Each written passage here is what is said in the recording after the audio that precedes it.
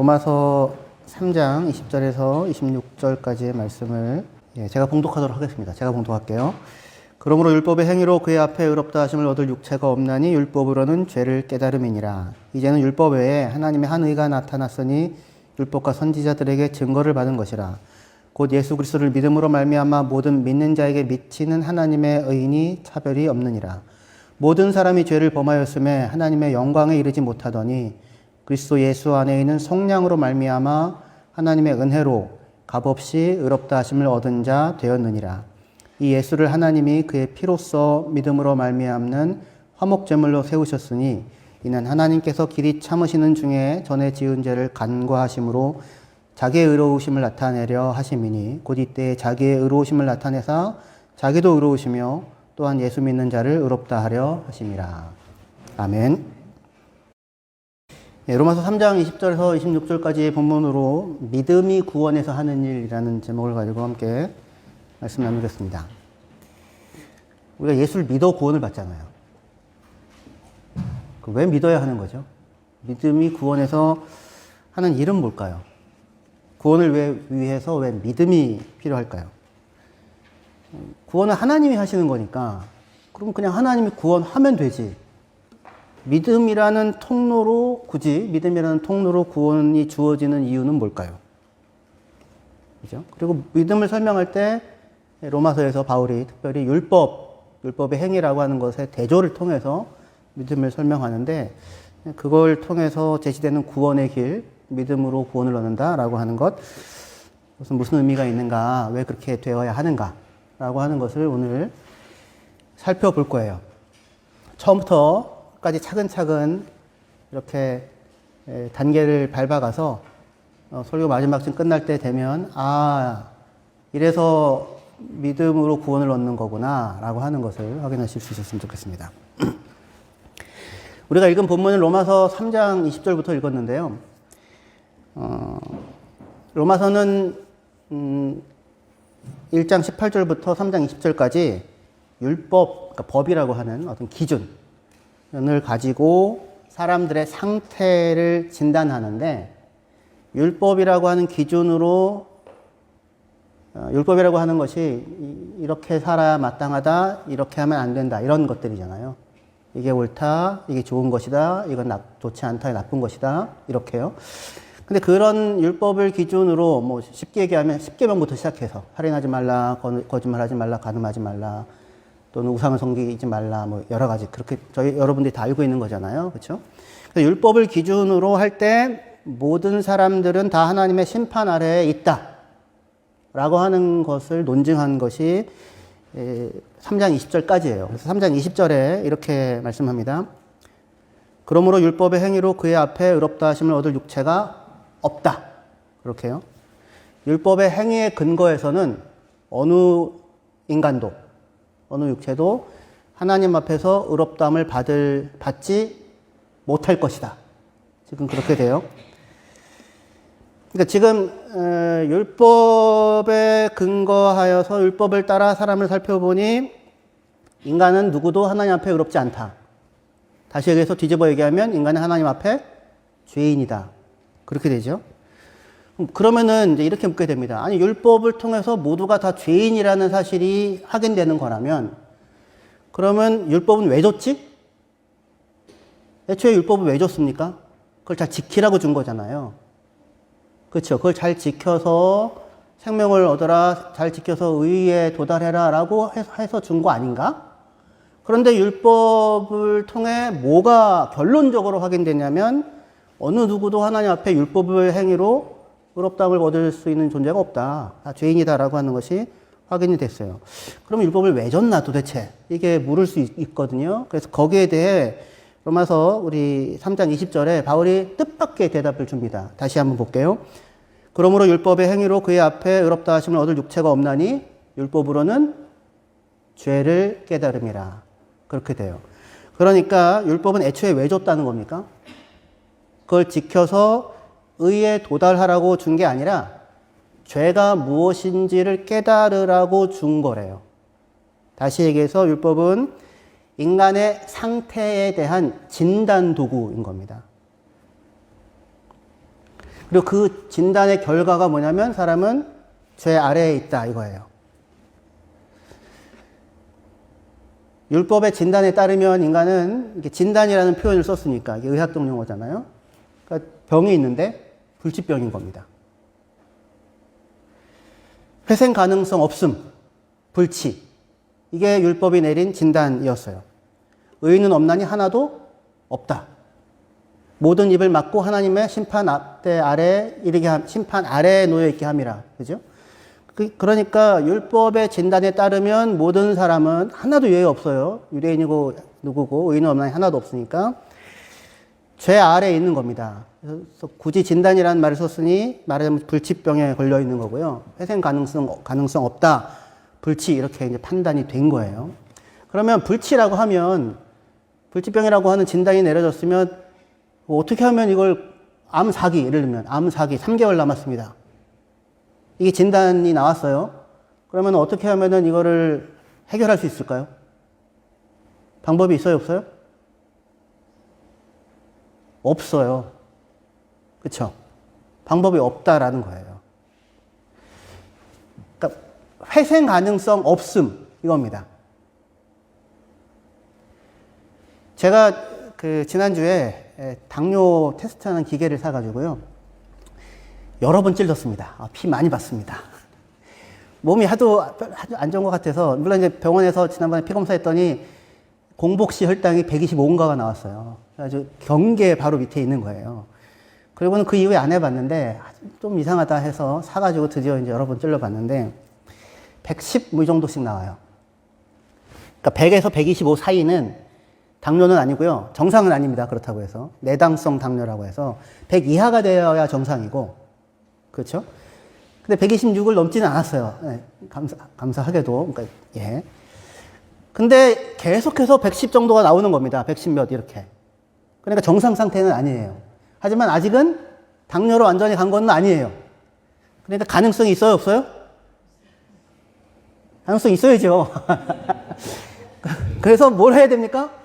열심히 운동을 해야 되는 거죠. 그래서 이제 걸어야 되는데, 제가 이렇게 열심히 찌르고 있는 걸 보고 민기가 막 피나고 막 이렇게 하니까 되게 걱정스러워 하는 겁니다. 아빠 왜 그래? 아빠 왜 그래? 아빠 죽을 수도 있어? 너무 슬퍼하는 거예요. 너무. 그러더니 그 다음날 아침에 아빠 저기 나 책 빌리러 좀 가고 싶어. 책 빌리러 가는데 걸어갈 수 있어? 그래서 제가 물어봤어요. 너 책을 빌리고 싶은 거야? 아니면 아빠랑 걷고 싶은 거야? 둘 다 있대요. 아빠를 걷게 하고 싶은 거예요. 아, 사랑이 느껴져서. 행복해지는 걸음이었는데, 키운 보람이 있구나, 뭐 이런 생각이 들었는데. 하지만, 그러니까 뭐냐면, 아직 뭐가 있어요? 희망이 있는 거죠. 근데 지금 율법이 진단한 인간의 상태는 희망이 없는 겁니다. 회생 가능성 없음. 그러니까, 암 말기, 3개월 남았습니다. 이런 것 같은 거예요. 불치. 그러면 이게 진단이면 거기에 대한 처방은 뭐가 되어야 할까요?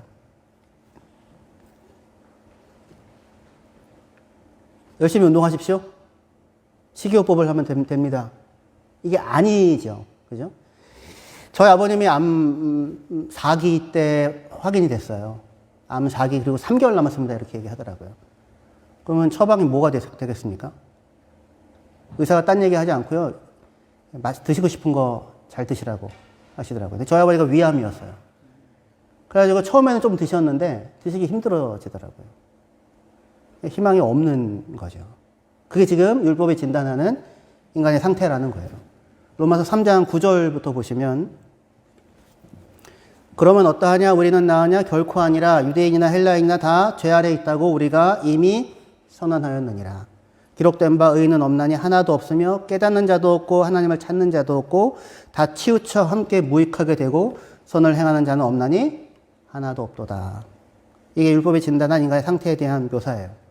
근데 율법은 그런데 어떤 방식으로 인간을 이렇게 진단을 했냐면 유대인들에게 율법을 주고요, 하나님이. 그리고 한번 살아봐라 한 겁니다. 역사 속에서. 그리고는 어떤 결과를 도출하나를 본 거예요. 결과는 뭐였어요? 유대인들이 율법을 잘 지켜서 의에 도달했다? 하나님의 영광을 나타냈다? 그게 아니라 그렇지 않고 나라가 망하고 다 포로로 끌려갔다. 이게 일종의 실험 결과였습니다. 박영선 목사님이 한 유명한 좋은 예가 있는데요. 이런 것과 비슷해요. 율법의 진단이. 낭떠러지가 있는데 자꾸 거기로 차들이 떨어져서 사고가 나서 죽는 거예요. 그래서 교통관리국에서 낭떠러지 앞에 표지판을 크게 해놓은 겁니다. 낭떠러지 주의 길 없음. 근데 계속 떨어져요. 표지판이 작은가? 크게 해놨어요. 그래서 또 계속 떨어져요. 글씨를 못 읽나? 그림으로 막 이렇게 설명해서 이렇게 딱 알아볼 수 있게 해놨어요. 계속 떨어지는 거예요. 뭐지? 눈이 잘 어두워서 안 보이나? 밤길에 딱 떨어지는 건가? 그래서 야광으로 막 해놓고 조명도 다 붙여놨어요. 해놨어요. 근데 또 계속 떨어지는 거예요. 안 보이나? 운전자들이? 그래가지고 사이렌을 막 울려놓고 경고방송, 주의 낭떠러지 돌아가시오 막 해놓는 거예요. 계속 떨어지는 거예요. 그럼 뭐가 확인이 되는 겁니까?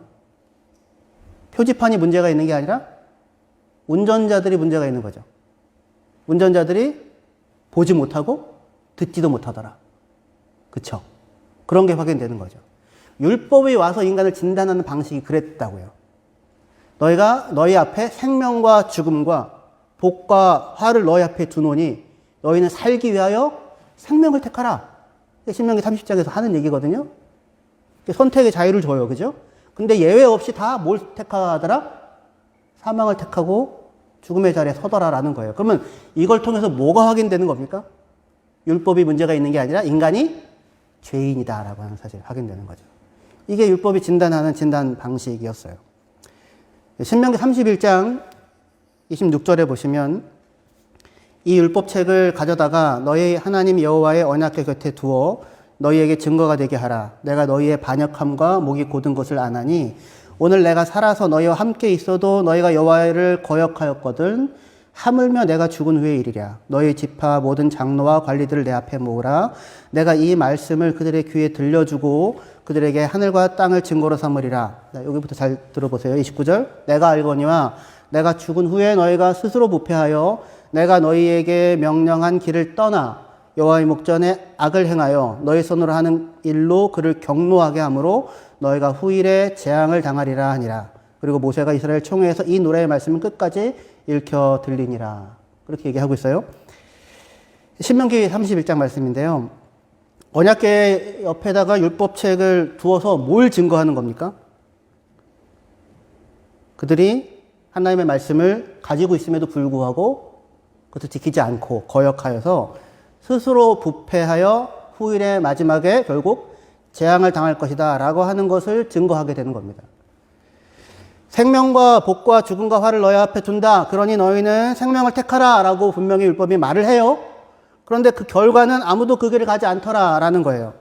그럼 이 사실을 통해 뭘 보여주고 싶은 겁니까? 뭘 하라는 거예요? 의지를 다지고 각오를 다져서 너만큼은 생명을 택해보련. 그거 아니고요. 불치병이라니까. 그렇죠?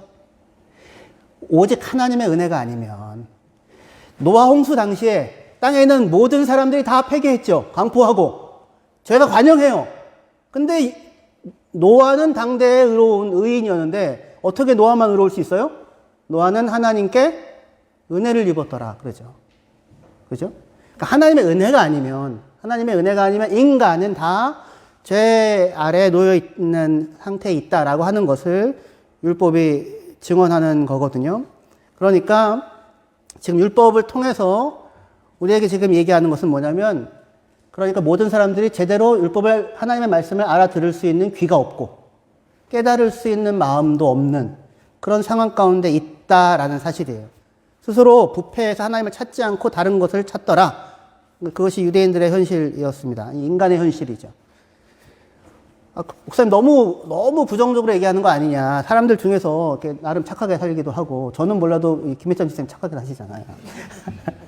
우리 황성치 집사님 얼마나 훌륭하십니까? 사기 죄인이라고 얘기를 하시면 고개를 끄덕이시는. 그렇게 얘기할 수도 있을지 모르겠는데, 성경에서 얘기하는 죄라는 거는 윤리적이고 도덕적인 부분이 아니에요. 그걸 포함하지만 그게 뭐 전혀 아니라는 얘기가 아니라, 죄는 그것보다 훨씬 더 근원에 있는데, 그건 뭐냐면 하나님을 하나님을 마음에 하나님 두기를 거부하는 겁니다. 그러니까 인간은 얼마든지 하나님께 등을 돌린 채 도덕적으로 사회윤리적 맥락에서 선한 일을, 옳아 보이는 일을 얼마든지 하고 살 수 있어요. 얼마든지. 비종교인들도, 타종교인들, 무신론자도. 도덕적으로 사회윤리적으로 옳은 일을. 근데 뭘 하고? 하나님께 등을 돌린 채. 하나님이 인정하지 않으면서. 근데 성경에 얘기하는 죄는 뭐냐면 거기에요. 마음에 하나님 두기를 싫어해요. 그래서 로마서 1장 28절에 보시면 또한 그들이 마음에 하나님 두기를 싫어하며 하나님께서 그들을 그 상실한 마음대로 내어버려 두사 합당치 못한 일을 하게 하셨다 그래요. 합당치 못한 일을 인간이 하고 살아가는 이유는 뭐냐면 의지가 약해서가 아니라 마음에 하나님 두기를 싫어하기 때문에 인간이라는 존재의 핵심은 하나님의 형상으로 지어졌잖아요. 그러니까 인간은 하나님을 신뢰하고 하나님을 사랑하고 하나님과 교제하고 살아야 인간이에요. 거기가 인간됨의 본질인데 근데 죄는 하나님을 거부하는 거잖아요. 그러니까 그 핵심이 빠져 있는 겁니다. 상실한 마음으로 살아가게 되는 거예요. 나름 도덕, 윤리, 종교, 철학 모든 것들로 스스로를 갈고 닦아서 자기를 개선하려고 애를 쓰지만 안 되더라, 그렇지 않더라, 하나같이 의인은 없나니 하나도 없도다라고 하는 상태의 인간이 있다라고 하는 걸 뭐가 보여줘요? 율법이. 스스로 옳다고 이게 맞다고 하는 바를 따라 행하지 못하고 있는 사람들의 모습을 보여준다고요. 로마서 7장이 얘기하는 거죠. 그래서 그 모든 근원이 어디에 있냐면 마음에 하나님 두기를 싫어하는 것. 여기가 죄의 근원인 겁니다.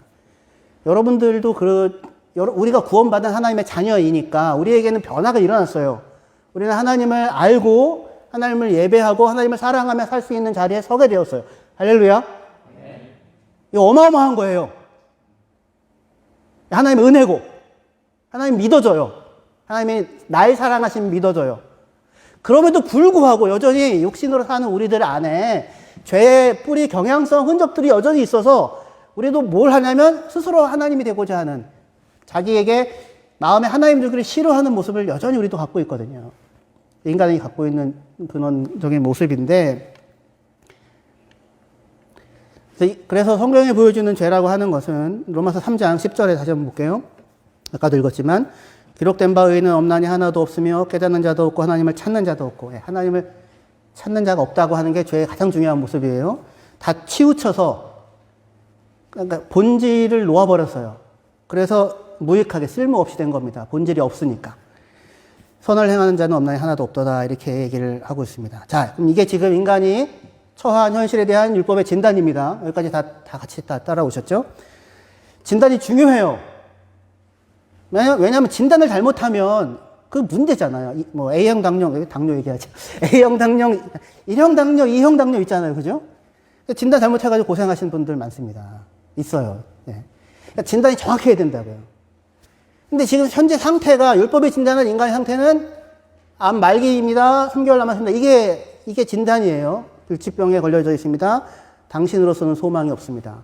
이게 진단인데 그럼 이렇게 진단을 하였을 때 요구되어지는 처방전과 그게 아니라 저처럼 아직 120 밑에 소망이 있습니다. 운동 열심히 하시고 하면은 가능합니다. 처방이 다르죠. 그쵸? 지금 율법이 지금 진단한 것은 인간은 모두가 죄 아래에 있다, 죄의 종이다, 예요. 그럼 이 진단에서 나올 수 있는 처방은 뭡니까? 암 사기입니다. 식이요법, 규칙적인 운동 해보자, 새로운 약 있으니 한번 써보자. 그 처방이 될 수 없는 겁니다. 그게 다 해봤다고 하는 게 구약 역사예요. 하나님이 선지자를 보내고 끊임없이 뭔가를 통해서 자극하고 이렇게 해보라고 얘기하잖아요. 다 해봤는데 소용이 없었다라고 하는 것이 이스라엘 역사가 보여주는 것이었습니다. 그래서 복음은 어떻게 와야 되냐면 복음은 우리가 살기 위해 우리가 무슨 일을 하여야만 하지? 라고 하는 물음에 대한 답으로 오지 않고 하나님께서 우리를 살리기 위해 예수 그리스도로 말미암아 무슨 일을 행하셨지? 라고 하는 물음에 대한 대답으로 와야만 했다는 것입니다. 이해되시죠? 진단이 그렇게 내려졌기 때문에 거기서 벗어날 수 있는 하나님의 처방이 뭐냐면, 복음은 우리가 잘 지켜서 건강을 회복할 수 있는 방법에 대한 처방, 제시가 아니라 우리가 예수 안에서 죽고, 우리 옛사람이, 죽어야 할 옛사람이 죄에 대해서 죽고 예수 안에서 하나님을 향하여 다시 새롭게 사는 새 생명에 대한 이야기라는 거예요. 개선이나 개조가 아니라 개선이나 개조가 아니라 새 사람을 입는 거예요. 새 사람. 그리스도로 새 사람을 입는, 무슨 이야기인지 아시겠죠? 진단이 그렇게 나왔기 때문에 처방이 이것 말고는 다른 처방이 있을 수가 없는 것입니다. 그래서 복음은 하나님이 예수 그리스도를 통하여 우리를 위해서 도대체 무슨 일을 행하셨는가라고 하는 것에 대한 선포. 그게 복음인 거예요. 그렇죠? 그래서 그 복음을 이제 3장 21절부터 설명을 합니다. 율법의 진단을 전제로 그것을 배경으로 하나님의 복음이 이렇게 제시돼요. 로마서 3장 21절이요. 예, 이제는, 근데 요 앞에 그러나가 있습니다. 여러분들 여기 성경에 꼭 그러나를 넣으세요. but. 왜냐하면 20절까지는 소망이 없어요. 20절까지는 뭡니까? 율법의 의로 하나님 앞에 의롭다함을 얻을 육체가 한 사람도 없다. 율법으로 확인한 것은 내가 죄인이구나, 죄 가운데 있구나라는 것을 깨달았다. 끝이죠? 소망이 있다, 없다? 없어요. 열심히 수고하고 노력해라, 갈고 닦아라. 된다, 안 된다? 안 된다. 그죠? 소망이 없는데, 그러나 이제는 율법에 하나님의 한 의가 나타났으니 율법과 선지자들에게 증거를 받은 것이라 곧 예수 그리스도를 믿음으로 말미암아 모든 믿는 자에게 미쳐지는 하나님의 의인이 차별이 없느니라. 모든 사람이 죄를 범하였음에 하나님의 영광에 이르지 못하더니, 이게 율법이 보여준 인간의 현실이죠. 모든 사람이 죄를 범하였음에 하나님의 영광에 이르지 못하더니, 이르지 못했다고 하는 게 부족하다는 얘기거든요. 이 부족하다는 말을 어디서 쓰냐면, 탕자가 아버지 떠나가지고 재산 다 잃어버리죠. 그리고 나서 비로소 궁핍한지라, 아무것도 없는지라, 그죠? 그게 똑같은 얘기예요. 부족한. 아무것도 없는, 하나님을 떠나서 아무것도 없는 상태. 모든 사람이 죄를 범하여 하나님의 영광에 이르지 못하더니 그리스도 예수 안에 있는 속량으로 말미암아 하나님의 은혜로 값없이 의롭다 하심을 얻은 자 되었느니라. 할렐루야. 복음은 그러니까 우리 보고 뭘 하라는 게 아니고요. 누가 행하신 일에 대한 선포? 하나님께서 우리를 위하여 예수 안에서 행하신 일에 대한 선포가 되는 거예요. 근데 그게 24절에 어떻게 나타납니까? 그리스도 예수 안에 있는 속량으로 말미암아 하나님의 은혜로 값없이 의롭다 하심을 얻었다. 이거는 우리의 입장에서는 의롭다 하심을 얻은 거고요. 주어가 하나님이면 하나님이 예수를 내어주어서 우리를 예수의 피로 속량하시고 값없이 의롭다 하셨다. 이렇게 되죠. 그죠? 여기 두 가지 용어가 등장해요. 하나님께서 그리스도 예수로 말미암아 우리를 뭐 하셨다고요? 속량하셨다. 속량하셨다는 말은 무슨 말이냐면 값을 치르고 사왔다는 거예요. 그 단어 뜻이 그래요. 왜 값을 치루어야 하냐면 종이에요. 뭐의 종? 죄의 종. 율법이 확인한 겁니다. 근데 거기서 벗어날 수 있는 길이 없었어요. 근데 하나님께서 값을 치르셨어요. 무엇으로? 예수 그리스도의 피로. 그의 생명으로. 값을 치르시고 우리를 되사왔어요. 되사오셔서 야 내가 이제 너를 되사왔으니 이제 해방이다, 자유다, 잘 살아, 응원해줄게. 그거 아니라, 속량이란 말은 그런 말이 아니에요. 되사와서 죄의 종이었는데 값을 치르고 되사와서 누구 것 삼았다? 하나님의 것을 삼았다. 자기 소유 삼았다. 자기의 자녀 삼았다. 자기 백성 삼았다. 너는 내 것이다. 내가 책임지겠다. 여기가 속량입니다. 그래서 죄의 세력에 사로잡혀 있었던 우리를 값을 치르고 사오시고는, 이게 하나 해결되어야 될 일이죠. 두 번째, 우리를 뭐라고 하셨어요? 예수 믿는 사람들을 예수 그리스도로 말미암아 값없이 의롭다 하셨어요. 의롭다, 하나님이 우리를 의롭다 하신다는 말은 무슨 뜻입니까?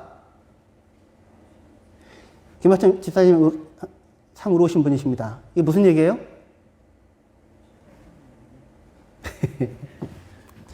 의롭다 하셨다는 얘기는 뭐냐면, 너 참 착하다, 너 참 훌륭하다, 참 괜찮다, 이런 형태의 얘기가 아니고요. 그런 얘기가 아니라, 의는 관계에 대한 얘기입니다. 항상.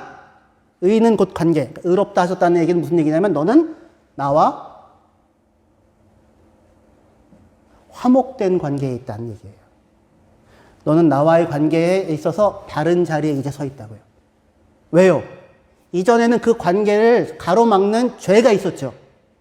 죄가 하나님께로부터 사람이 등을 돌리게 했다고요.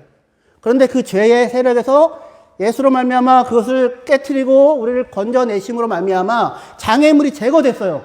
그러니까 하나님과 우리 사이에 뭐가 확보가 된 겁니까? 이루어졌습니까? 화목이 이루어졌죠. 그게 의예요. 그게. 그러니까 구원은 뭐다? 하나님과의 화목이다. 따라합시다. 구원은 하나님과의 화목이다. 그래서 예수로 말미암아. 하나님께서 이 일을 이루기 위해서 예수라는 값을 치르시고 우리 안에 화목이라고 하는 쉼을, 평안을 만들어내신 겁니다.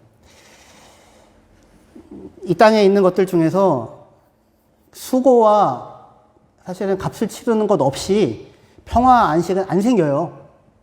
그렇지 않습니까? 이따가 우리 밥을 먹을 텐데 수고하신 분들이 있어서야 밥을 먹는 것 아니겠습니까? 하나님께서 우리를 위해 값을 치우셨어요. 그리고 그 치른 결과를 우리에게 주시는 겁니다. 값 없이는, 왜 우리 입장에서의 값 없이인데, 왜냐하면 값을 치를 수 있는 상황 가운데 있다 없다?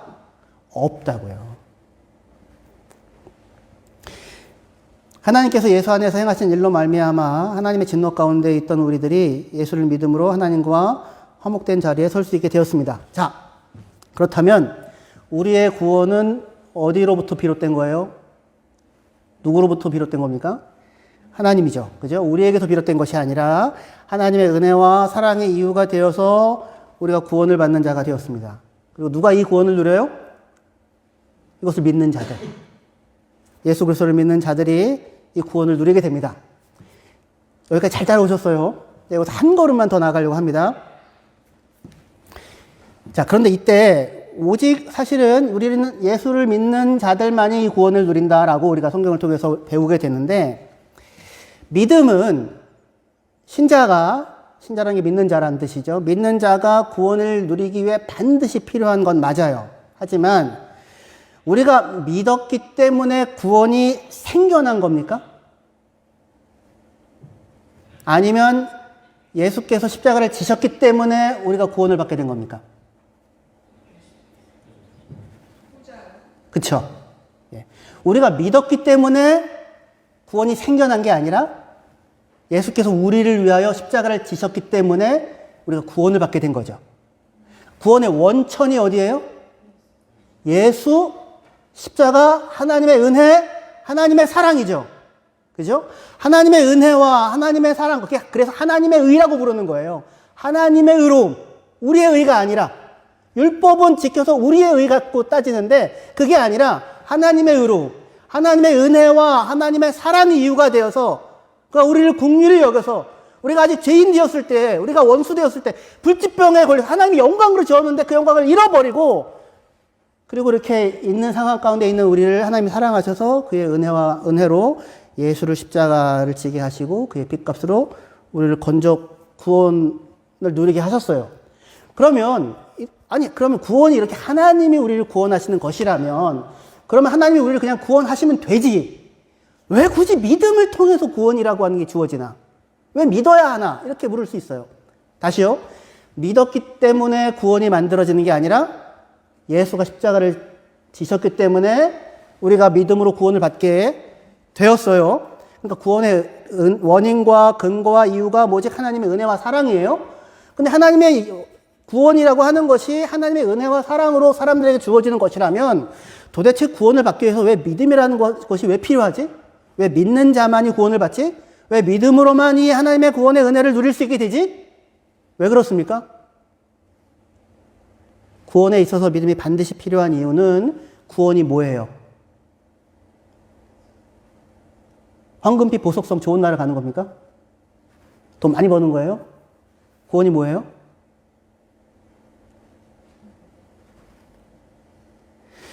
교회 다니시면서 구원받은 하나님의 자녀로서 아까 얘기했잖아요. 구원은 뭐다? 구원은 하나님과의 화목이다. 네.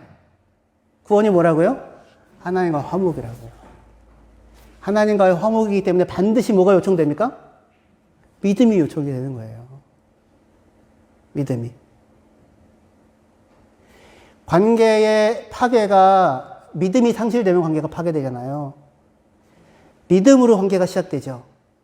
하나님이 왜 구원을 위해서 반드시 왜 믿음이 요청되냐면 구원이라고 하는 것이 하나님과의 화목이거든요. 구원이 다만 물에 빠진 자를 건져내는 것이 아니에요. 물론 그렇게 할 수 있어요. 지난번에 어린이 주일 때 물에 빠진 황재 집사님 제가 끌고 나갔잖아요. 근데 끌고 나와가지고 자, 잘 살아. 응원해. 다시는 빠지지 마. 이거 구원 아니에요. 데리고 사는 겁니다. 너 아직도 수영을 못 배웠니? 수영을 가르쳐 주마. 하나님의 영광을 누리며 살아갈 수 있는 자녀가 되기까지 함께 사는 거예요. 하나님과 함께 살아가는 화목이에요. 그 한 집안 식구가 되게 하는 것. 여기가 구원인 겁니다.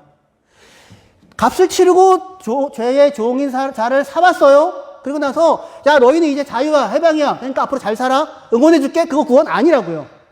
구원이 뭐라고요?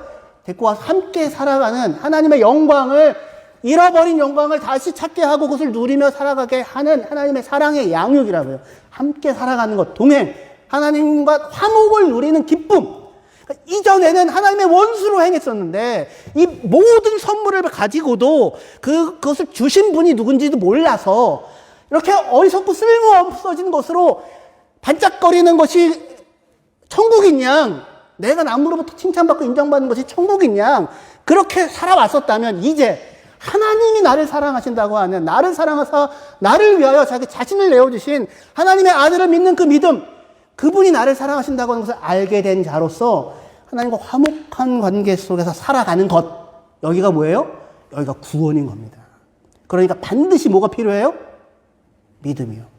믿음으로 하나님이 나를 사랑하신다고 하는 사실, 이처럼 사랑한다고 하는 그 사실, 믿음으로 말미암아 그리스도께서 우리 가운데 계시게 하시옵고, 하나님께서 어떠한 사랑으로 우리를 사랑하셨는지를 믿는 그 믿음으로 우리는 하나님께서 허락하신 이 구원을 누려가는 것입니다. 그리고 이 믿음은 다만 규칙 몇 개를 지키는 것이 절대로 나올 수 없는 하나님을 향한 사랑을 낳아요. 왜냐하면 하나님은 나를 사랑하신다는 것을 알잖아요. 그 어떠한 사랑으로 사랑하셨는지를 아니까 뭘 하게 됩니까? 민기가 아빠 우리 걸어. 그런 걸 하게 되는 거예요. 아빠의 사랑을 알고 받고 아빠가 나를 어떻게 사랑하는지를 알고, 제가 물어봤어요. 민기 너 아빠 사랑해? 사랑해. 왜 사랑해? 몰라, 그냥 사랑해. 사랑이 생겼어요. 근데 그 근거가 아빠가 나를 사랑한다고 하는 믿음에서부터 출발하고 시작되는 거예요. 그리고 그것이 헌신을 낳아요. 사랑을 낳고요. 행복한 동행을 만들어요. 그게 하나님께서 우리에게 주시는 하나님의 나라입니다. 할렐루야. 이 자리에 서셔서 하나님의 나라를 날마다 누리며 살아가시는 저와 여러분들 되시기를 주의 이름으로 축원합니다.